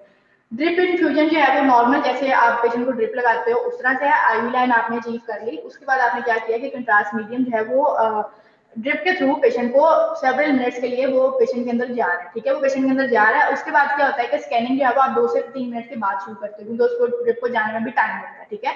अच्छा जी, इसका जो फ्लो रेट है वो काफी चीजों से इफेक्ट हो रहा है। फ्लो रेट का मतलब यही है कि कितने फ्लो पे या कितने रेट के ऊपर जो आपका जो कंट्रास्ट है वो पेशेंट के अंदर जा रहा है, ठीक है। अच्छा जी, उसके बाद अब आपके पास चीज आती है कि जो आपके पास ड्रिप इन्फ्यूजन है ये नेक, चेस्ट, एब्डोमेन और पेल्विस के स्कैन्स के लिए बिल्कुल अच्छा नहीं है, ठीक है, क्योंकि इसमें क्या होता है कि स्कैन जो है वो इक्विलिब्रियम फेज में आते हैं, यानी डिलेड फेज में आ जाते हैं। यानी पहले तो हम अगर इंजेक्टर के थ्रू दें तो जल्दी जल्दी काम हो रहा है ना, हम उसमें आर्टीरियल भी ले रहे हैं, वीनस भी ले रहे हैं। अब जब हम ड्रिप के थ्रू करें, ड्रिप आपको पता स्लो होती है, ड्रिप उसकी निस्बत कम स्पीड से जाएगी, तो आप जब तक उसका कंट्रास्ट पहुंचने से लेकर उसकी जब तक आप स्कैन करने लगोगे उतनी देर तक वो डिलेड फेज स्टार्ट हो जाएगा, ठीक है, इतना टाइम लग जाता है। इसमें आप पीक एनहांसमेंट वाली इमेजेस नहीं ले सकते। पीक एनहांसमेंट का मतलब है कि आप आर्टीरियल फेज वाली इमेजेस में नहीं ले सकते, ठीक है। अच्छा जी, आप ये रूटीन ब्रेन स्कैन के लिए यूज कर सकते हो, क्योंकि ब्रेन स्कैन के लिए यूजुअली हमें आर्टीरियल और वीनस फेज नहीं चाहिए होते। ब्रेन के लिए यूजुअली जो इमेजेस लिए जाते हैं वो डिलेड फेज में ही लिए जाते हैं, ठीक है। तो ये आप ड्रिप इन्फ्यूजन वाली टेक्निक है सिर्फ तब यूज कर सकते हो, लेकिन अब ये नहीं यूज होती है, बोलस वाला ही यूज होता है। अच्छा जी, बोलस टेक्निक बेसिकली क्या है कि इसमें आप क्या करते हो कि जो कंट्रास्ट मीडिया इंजेक्ट कर रहे हो वो रैपिडली इंजेक्ट कर रहे हो, ठीक है, उसमें यानी आप रुक रुक के या वेट करके इंजेक्ट नहीं कर रहे, वो एकदम ही इकट्ठा ही कंट्रास्ट जो वो जाता है। फ्लो रेट आपने ऑलरेडी सिलेक्ट किया होता है कि 2 ml जो है वो जाएगा या 5 ml पर सेकंड जाएगा, कितने पर सेकंड के हिसाब से आपका जो कंट्रास्ट है कितनी अमाउंट उसकी पेशेंट के अंदर जाएगी, ठीक है, वो बोलस के हिसाब से यानी एक ही गो में पेशेंट को उतना कंट्रास्ट दे देता है, ठीक है। अच्छा जी, इसमें अब आपके पास क्या है कि volume of contrast of 50 to 200 ml is injected at a rate between 1 and 6 ml पर सेकंड, ठीक है। या रेट आपके पास मल्टीपल भी हो सकते हैं, डिफरेंट रेट के ऊपर भी कंट्रास्ट दिए जाते हैं, ठीक है, हम देखते हैं किस तरह से।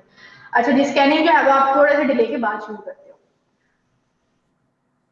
कंट्रास्ट का जो बोलस है उसको आप हैंड से भी दे सकते हो, यानी सिरिंजेस के थ्रू भी दे सकते हो, या मैकेनिकल इंजेक्टिंग सिस्टम होता है। मैकेनिकल इंजेक्टिंग सिस्टम जो होता है आपके पास बेसिकली ये आपके आते हैं इंजेक्टर्स, ठीक है, पावर इंजेक्टर्स होते हैं, किस तरह से काम करते हैं हम उनको देखते हैं।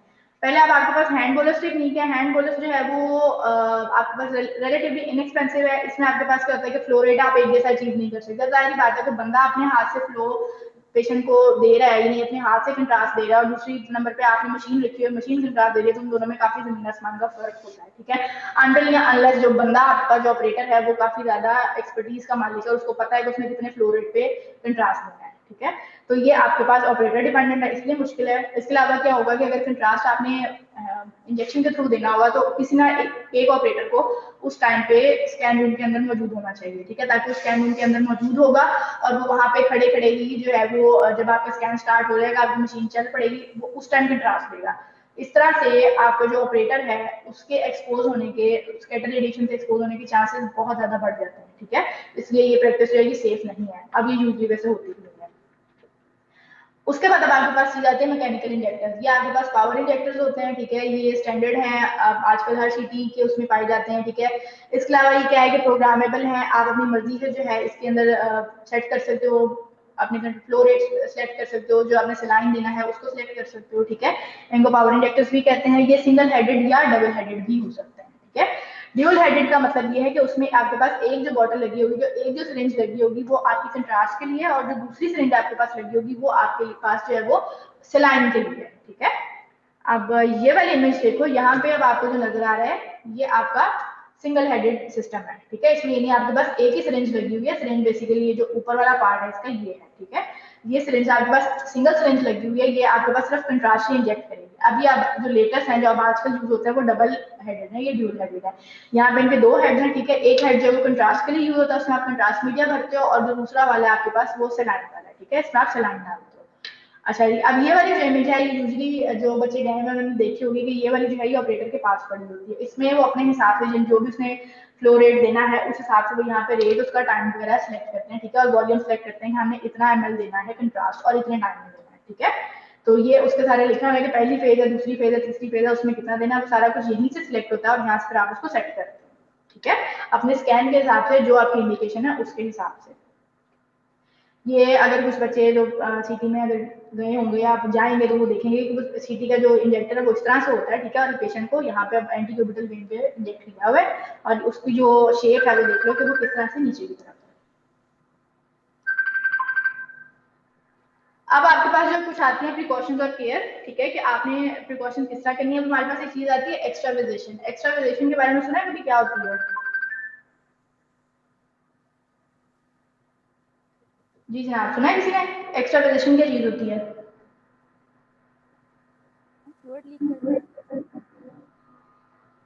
सॉरी,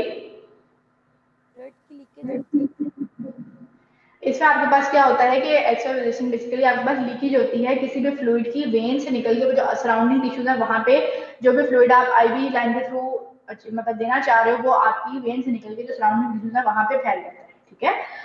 ये किसी भी उसके दरमियान में हो सकता है, यूजुअली नहीं है कि सिर्फ कंट्रास्ट देने के दरमियान में ही हो। ये अगर कोई भी, अगर आपकी आईवी लाइन पेशेंट को कोई भी ड्रिप लगी है और वो सिक्योरली नहीं लगी, वो पेटेंट भी नहीं है, उस टाइम आपके पास क्या होता है कि आपका जो फ्लूइड है वो निकल के जो सराउंडिंग टिश्यूज है वहां पर चला जाता है, ठीक है।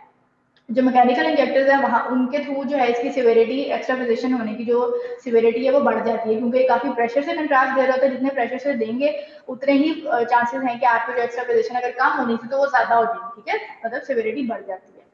अच्छा जी, उसके बाद अब आपके पास क्या है कि इसका आपको पता कैसे चलता है कि जो आपकी इंजेक्शन की साइट है वहां पे स्वेलिंग हो जाती है या रेडनेस हो जाती है, ठीक है। जैसे ही आप कंट्रास्ट मीडिया का इंजेक्शन स्टार्ट करते हो उस टाइम ही, ठीक है। अब यहाँ पे ये इमेज देखो, आपको नजर आ रहा होगा कि यहाँ पे एरोज भी लगे हुए, पेशेंट की जो स्किन का कलर है वो इस जगह से चेंज हो गया, ठीक है, और स्वेलिंग भी हो गई है। बाद में जब इसी साइड को जब उन्होंने एक्सरे पे देखा, एक्सरे पे हमें पता है कि जो आयोडीन है वो हमें ब्राइट ही नजर आएगी, तो जब एक्सरे पे देखा तो वो आप सबको मेरे ख्याल यहाँ पे नजर आ रहा होगा कि ये व्हाइट व्हाइट सा आपको एक इमेज नजर आ रहा है, ब्राइट इमेज नजर आ रहा है। ये बेसिकली जो कंट्रास्ट था वो एक्स्ट्रावाइजेट करके अब सराउंडिंग टिश्यूज में आ गया हुआ है। समझ आई इस चीज की एक्स्ट्रावाइजेशन किस तरह से हो रही है? मैम ये इंजेक्शन गलत लगा हुआ है इसीलिए। क्या हुआ है? ये इंजेक्शन गलत लगा, ये कैथेटर गलत लगा हुआ है इसीलिए। हाँ, कैनुला भी गलत लगा हो सकता है, कैनुला की जगह भी खराब हो सकती है, ठीक है। या ये हुआ है कि आपने कैनुला सही लगाया लेकिन जब आप उस टाइम एकदम आपने पावर इंजेक्टर से उसको एकदम कंट्रास्ट दिया तो उस टाइम जो है वो कैनुला अपनी जगह से हिल गया, ठीक है। कैनुला अपनी जगह से हिला है तो क्या हुआ कि कंट्रास्ट जो है आपका वो सराउंडिंग में चला गया, ठीक है। तो आपने उसको जब आप कैनुला लगाते हो उस टाइम पे ही आपने ख्याल रखना कि आपका कैनुला सही है, आपने उसकी पेटेंसी चेक करनी है, बार बार चेक करनी है। अगर एक दफा आपको तसल्ली नहीं हुई कि आपने सलाइन फ्लश किया तो आपको नहीं तसल्ली हुई कि नहीं अभी कोई मसला है शायद, उस टाइम आप क्या करते हो, उस टाइम आप दोबारा से 2-3 दफा सलाइन डाल के देखते हो कि आप पेशेंट की मतलब जो वेसल है वो पेटेंट है कि नहीं, ठीक है। अब ये वाली इमेज देखो, इसमें भी ऐसे हुआ हुआ है। यहाँ वाली इमेज देखो कि किस तरह से जो स्किन का कलर है वो भी चेंज हुआ हुआ है, रेडनेस भी हुई है। और जब इसी का हमने जब एक्सरे करवाया तो एक्सरे पे आपको किस तरह से नजर आएगा कि जो कंट्रास्ट है सारा वो किस तरह से जो है वो आपकी सराउंडिंग टिश्यूज में भी फैल गया है। दूसरे वाली इमेज में भी यही सेम चीज है। ये अगर लेटरल व्यू में अगर आप देखो तो आपको नजर आ रहा होगा यहाँ पर, ठीक है। पता चला एक्स्ट्रावाइजेशन क्या होती है? Yes ma'am. और यूजुअली ये जो है ना एक्स्ट्रावाइजेशन ये हमेशा क्या कहते हैं ह्यूमन एरर की वजह से होती है, ठीक है। यानी आपकी गलती है, आपने कैनुला नहीं सही लगाया, ठीक है, उस वजह से ही हो सकती है, वरना ये यूजुअली किसी और की गलती नहीं होती, ह्यूमन एरर ही होती है। अच्छा जी, उसके बाद अब आपके पास आता है सलाइन का test injection. Test injection basically आप पेटेंसी देखने के लिए करते हो। एक तो आप कैनुला लगाने के बाद करते हो, दूसरे नंबर पे आप क्या करते हो कि जब आपने कंट्रास्ट इंजेक्शन देना होता है, पेशेंट को सीटी के टेबल पे आपने लिटाया हुआ है, पेशेंट को आपने जब कैनुला अटैच कर दिया आपने अपने इंजेक्टर के साथ, उस टाइम पे आप सलाइन का टेस्ट करके देखते हो, ठीक है, कि आपकी जो सलाइन जो आपकी पूरी ट्यूबिंग है वो क्लियर है, ठीक है। पेशेंट को सलाइन जो है वो इजीली जा रहा है, ट्यूबिंग में कहीं लीक वगैरह तो नहीं आया हुआ, कोई मुड़ तो नहीं गई कहीं से कि पेशेंट यानी वो ट्यूबिंग के अंदर से जो है वो सलाइन या जो भी आपने कंट्रास्ट देना है वो मूव ही ना करें बीच में से, ठीक है। तो इन चीजों को कंफर्म करने के लिए आप सलाइन टेस्ट का इंजेक्शन करते हो और ये आपको प्रेगनेंसी देखने में भी हेल्प करता है। फिर आपके पास चीज आती है एयर एम्बोलिज्म। एयर एम्बोलिज्म का मेरे ख्याल आप सबने सुना होगा कि जो है सुना वैसे एयर एम्बोलिज्म किस तरह से हो सकता है? Yes ma'am. कैसे हो सकता है बताओ? मैम इंजेक्शन अगर खाली हो अगर आप खाली इंजेक्शन के बीच में एयर हो और आप पेशेंट को इंजेक्ट कर दो तो वहां पे चांसेस होते हैं कि पेशेंट को आप एयर एम्बोलिज्म कॉज कर सकते हो, ठीक है। एयर एम्बोलिज्म जो है वो किसी भी आईवी इंजेक्शन के दरमियान में हो सकता है, जरूरी नहीं है कि सिर्फ कंट्रास्ट वाले उसमें ही हो, लेकिन जब आप आईवी लाइन पढ़ रहे हो और आईवी लाइन को पेटेंसी आप देख रहे हो वहां पे जब बात आती है तो फिर एयर एम्बोलिज्म भी आता है, ठीक है। एयर एम्बोलिज्म जो है अगर आप मैकेनिकल इंजेक्टर यूज कर रहे हो तो air embolism, large air embolism होने के चांसेस बढ़ जाते हैं। अगर एयर एम्बोलिज्म बहुत स्मॉल है, बहुत छोटे छोटे हैं तो वो गुजारा कर सकते हैं, ठीक है, लेकिन यूजुअली ये भी ह्यूमन एरर में कंसीडर होता है, ठीक है। तो इसलिए इसको अवॉइड ही करना चाहिए, ठीक है। और ये आपके पास क्यों आ रहा है कि आपके पेशेंट की पोजीशन है वो सही नहीं है, आपने जो पेशेंट की प्रिपरेशन की है, जो भी आपने उसकी आईवी लाइन सिक्योर करने की सारा कुछ किया वो आपके पास ठीक से नहीं हुआ, ठीक है। या आपकी जो सिरिंज है या जो आपकी ट्यूबिंग है उसके बीच में कहीं ना कहीं पे कोई ना कोई जो है वो कनेक्शन की खराबी रह गई है, उस टाइम आपके पास एयर एम्बोलिज्म होने के चांसेस बढ़ जाते हैं। एयर एम्बोलिज्म में क्या होगा कि जो स्मॉल क्वांटिटीज है एयर की can be absorb by the body, ठीक है, वो बॉडी एब्जॉर्ब कर सकते हैं, लेकिन अगर आपके पास लार्जर अमाउंट है या लार्जर क्वांटिटी है एयर एम्बोलिज्म की, तो वो आपके पास पेशेंट जो है वो सिम्टोमेटिक हो जाएगा, एसिम्टोमेटिक नहीं रहेगा। सिम्टोमेटिक पेशेंट होगा तो उसमें किस तरह के होता है, उसमें सीवियर हो सकते हैं, न्यूरोलॉजिकल डैमेज हो सकता है, परमानेंट न्यूरोलॉजिकल डैमेज हो सकता है, या ओकेजनली बहुत रेयर केसेस में डेथ भी हो सकती है। ये इतनी लीथल कंडीशन है, ठीक है।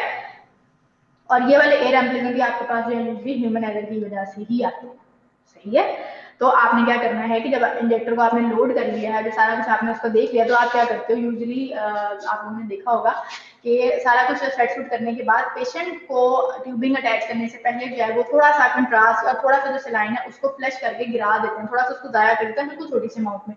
उससे ये होता है कि जो आपकी ट्यूबिंग है उसके बीच में जितनी भी एयर होती है, या जो आपकी सिरिंजेस एंड मॉड्यूल हेडेड वाली जितनी भी सिरिंजेस हैं उनके अंदर जितनी भी एयर होती है वो निकल जाती है, ठीक है।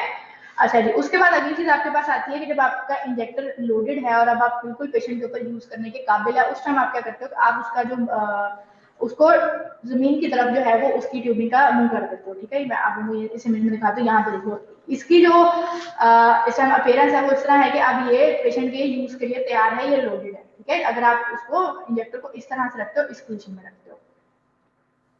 अब अगर इसको आप टुवर्ड्स द ग्राउंड नहीं करते, अगर किसी पेशेंट चला गया, आपने यूज कर लिया, उस टाइम भी ये जनरल साइन है, ये मतलब कन्वेंशनली इसी तरह से यूज होते हैं कि अगर जो कंट्रास्ट इंजेक्टर है उसका जो पूरा सिरिंजेस का जो साइड है वो जमीन की तरफ है, तो इसका मतलब है कि वो लोडेड है। अगर वो जमीन की तरफ नहीं है, वो ऊपर की तरफ है, तो इसका मतलब है कि वो अनलोडेड है और अब उनको लोड करना है, यानी उनके बीच में कंट्रास्ट और जो सलाइन है वो भरना है, ठीक है।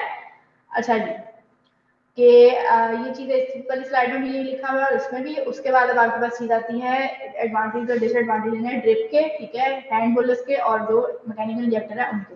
प्रोज एंड कॉन्स लिखे हुए हैं, इनको एक दफा पढ़ लेना ही क्या है, साथ साथ मैंने बता दी है, ठीक है। और इसके बीच में ऐसे इतनी खास चीज नहीं है प्रोज एंड कॉन्स के अलावा। और बस यही था, समझ आइए कि क्या हो रहा था आज लेक्चर में। Yes ma'am. ठीक है, अब आप लोगों ने इसमें याद करनी है चीजें कि आपको आईवी लाइन कैसे अचीव करनी है, इनिशिएट कैसे करनी है, उसके बारे में पता होना चाहिए। उसके बाद आपको क्या पता होना चाहिए कि इक्विपमेंट आप कौन सा यूज कर रहे हो, फिर आपको जो आर्टेरियल वीनस फेजेस है उनके बारे में पता होना चाहिए, वो क्या है, क्या करती हैं, सही है। और अब उसके बाद आपके पास जो चीज आती है, जी जी मैम मुझे घर वाले बुला रही है, can I leave? Sorry ma'am घर वाले बुला रही है, मैं जा सकता हूँ? घर वाले बुला रहे हैं आपको? हाँ जी। तो जाओ। इसने शादी की है ना, घर वाले बुला रही है। घर वाले बुला रहे हैं, घर वाली नहीं। चलो जाओ फिर। अच्छा, आज के लेक्चर से किसी का कोई क्वेश्चन या कुछ पूछना हो तो मेरी मम्मी बुला रही है मैम। अटेंडेंस में अब आप लोग लगाने लगी। मैम तलहाली नेम है, अटेंडेंस लगा लीजिए। क्या हुआ है? मैम तलहाली नेम है, अटेंडेंस लगा लीजिएगा, मुझे बुला रही हैं। लगा दूंगी, जाओ।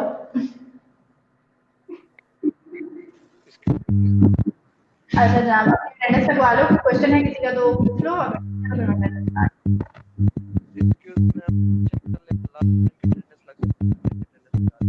मैम मेरा भी बार बार डिस्कनेक्ट हो रहा है, हमारा भी लगा दो।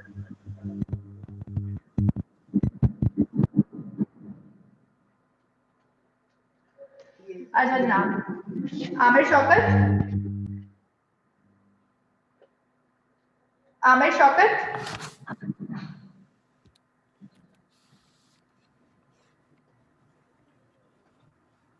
आमिर शौकत तो नहीं है मेरा ख्याल से।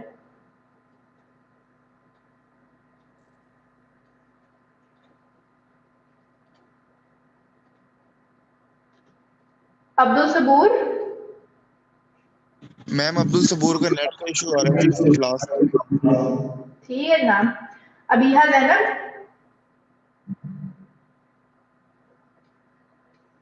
Abiha Zainab,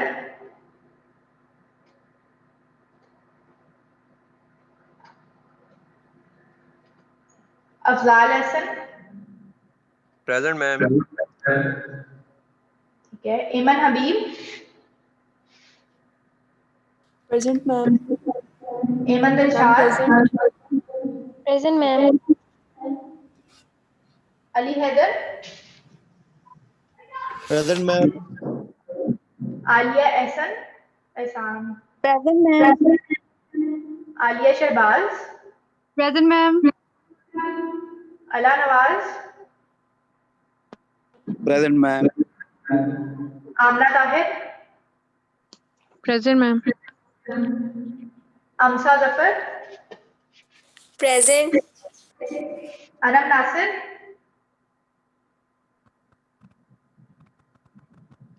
Anam Nasir, yes ma'am. Ma'am ठीक अभी है। हाँ प्रेजेंट है। मैम अनम नासिर प्रेजेंट है।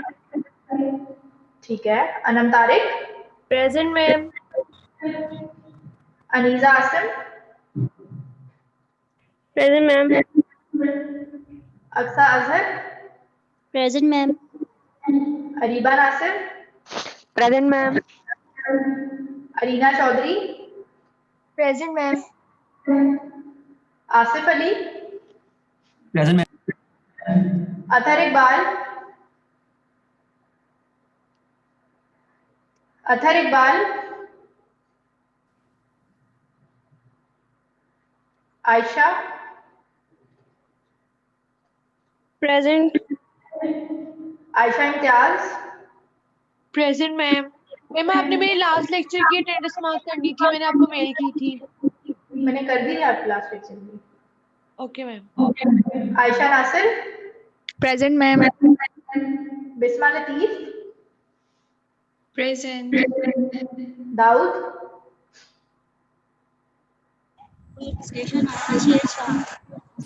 Dawood, Dua Khan, present ma'am.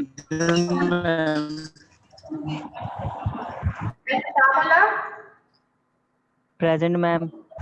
Present ma'am. Fakhra Zafar, Fakhra Zafar,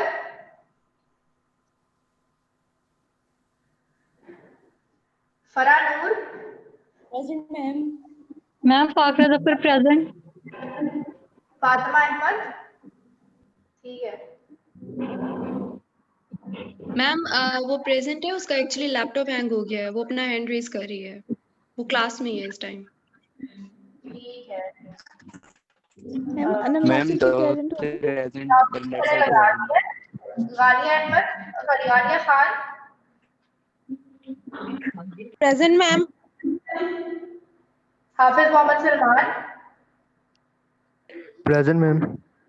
Hina Khalid, present ma'am. Hina Tariq, present ma'am. Hasnain Asif,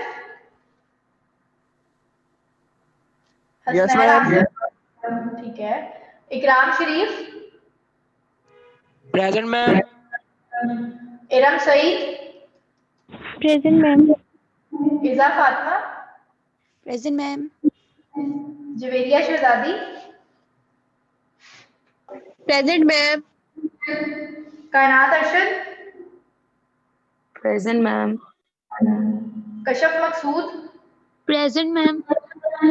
Khadija Nawaz, present ma'am. Kiran Rani, present ma'am. Laraib Zia, present ma'am. Linda Yaqoob, present ma'am. Maha Adeel, present ma'am. Maham Zahid, present ma'am. Maheen Asif, present ma'am. Present. Maheen Zafar, present ma'am. Mahnoor Sajid, Mahnoor Sajid,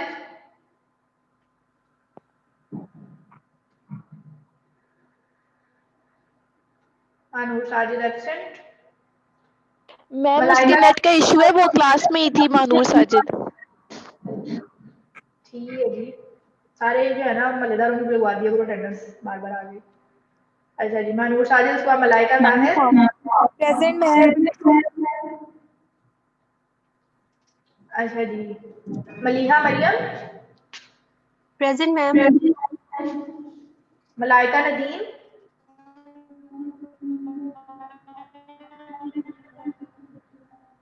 Maimuna Tariq, present ma'am. Maria present ma'am. ठीक है। Maria Fatima, Maria Fatima absent. Masooma Sajjad present ma'am. Mehmoona Rahman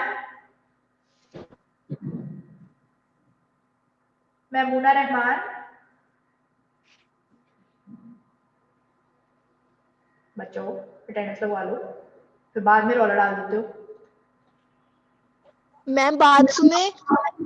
जी जनाब सुनाए। Ma'am Maria Fatima का message आया है कि मैं यहाँ बारिश हो रही है उसके इलाके में, तो वो इस वजह से उसका नेट का मसला है। जी ठीक है। Mehmoona Rehman present ma'am. ठीक है। Momina Momina Abdul Quddus present ma'am. माल दर्शद present ma'am. Mohammad Abdullah present ma'am. Mohammad Aman Liaquat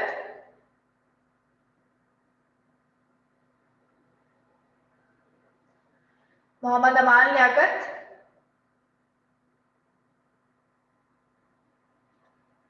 Mohammad Aamir Tahir present ma'am. Mohammad Arsalan yes ma'am. Mohammad Hamid present ma'am. Mohammad Kashif present ma'am. Mohammad Rafay present ma'am. Mohammad Shahid Mohammad शहीद अली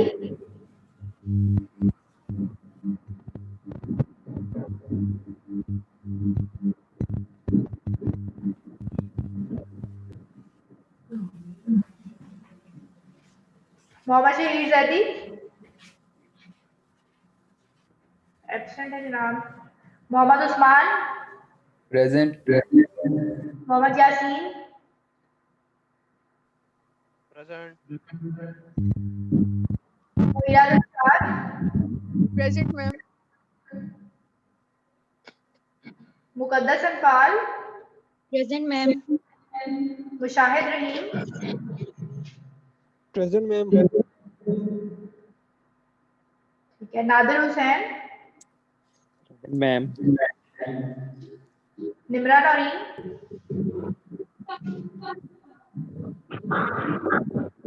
निमरा नौरीन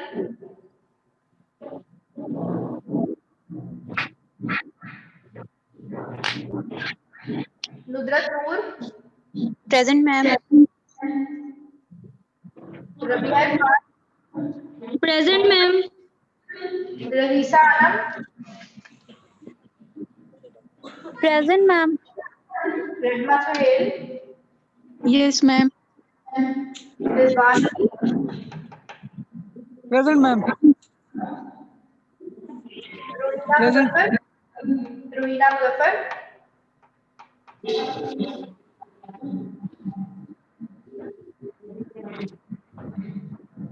रूहीना मुजफ्फर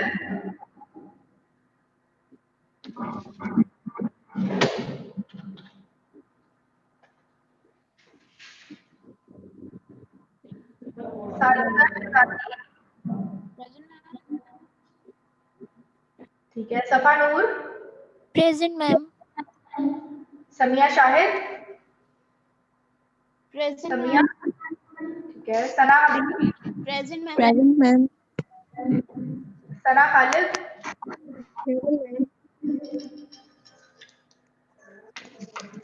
सारा Anwar present. Seemab Fayyaz present. Sehar Nadeem Sehar Nadeem Sehar Nadeem absent.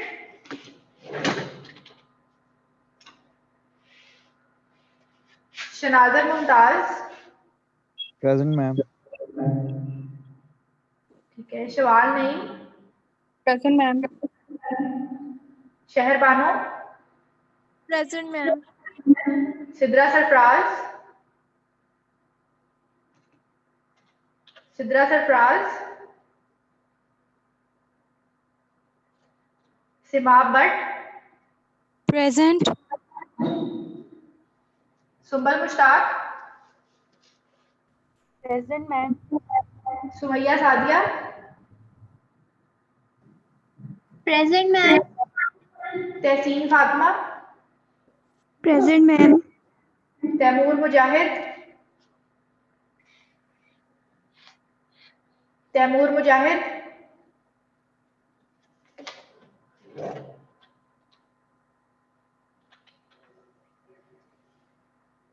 Talha Ali, तो ये बता कर गया था। Tarkish, present.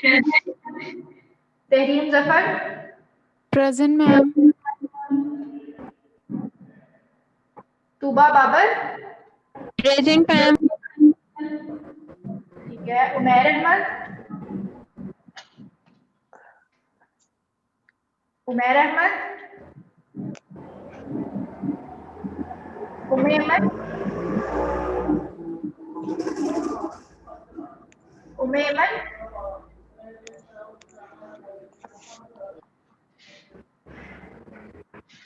Zainab Ansar, present ma'am. Present. Zainab Sajjad, present ma'am.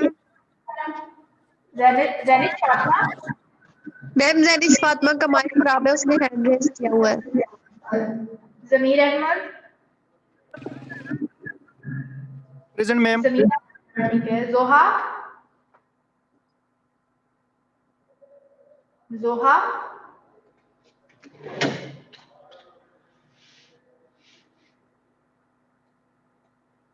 जोहा भी प्रेजेंट है लेकिन वो जवाब नहीं दे रही। चलो। दुनाश शहजाद, प्रेजेंट मैम। ठीक है जनाब। अटेंडेंस हो गई है सबकी। मैम फाखरा जफर। क्या कौन कौन कौन? फातिमा, फाखरा जफर। कहाँ है फाखरा जफर? फाखरा जफर आपने लगा दी थी, आपने बोला था बाद में। Okay ma'am. मेरी भी हुई है। कौन है जनाब आप? अबीहा। अबीहा जी किधर हैं? लेक्चर में पढ़ लिया करो, अटेंडेंस की पड़ी रहती है तुम लोगों को, लगी हुई है ये अबीहा साहब आपकी। मैम जैनिश फातिमा की लगा दी। जी जनाब मैं लगा। मैम मैं आपके पास रजिस्टर हूँ। कौन है जनाब आप? मैम अबीहा है क्योंकि मुझे मेल नहीं आती। अबीहा ज़ैनब नाम है आपका? Yes ma'am. एक मिनट।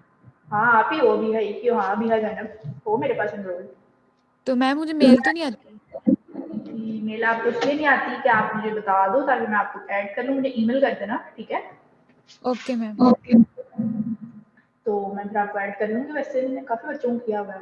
खैर जी जनाब, कोई क्वेश्चन वगैरह तो नहीं है किसी का? लेक्चर पढ़ लिया करो, ठीक है? क्योंकि मोस्ट प्रोबेबली जो है वो हम लोगों का वाइवा ही होगा, जो आप लोगों के यूनि सेशनल होने हैं, जो मिड्स का आपका एग्जाम है बेसिकली वो वाइवा बेस्ड ही होगा सारा। तो वाइवा में तो फिर मैंने नहीं छोड़ना किसी को, इतना मैं बता रही हूँ पहले, ठीक है? तो इसलिए पढ़ लेना लेक्चर होते सारे। चलो जनाब चले जाओ, आप लोग जा सकते हो। अल्लाह हाफिज। अल्लाह हाफिज़।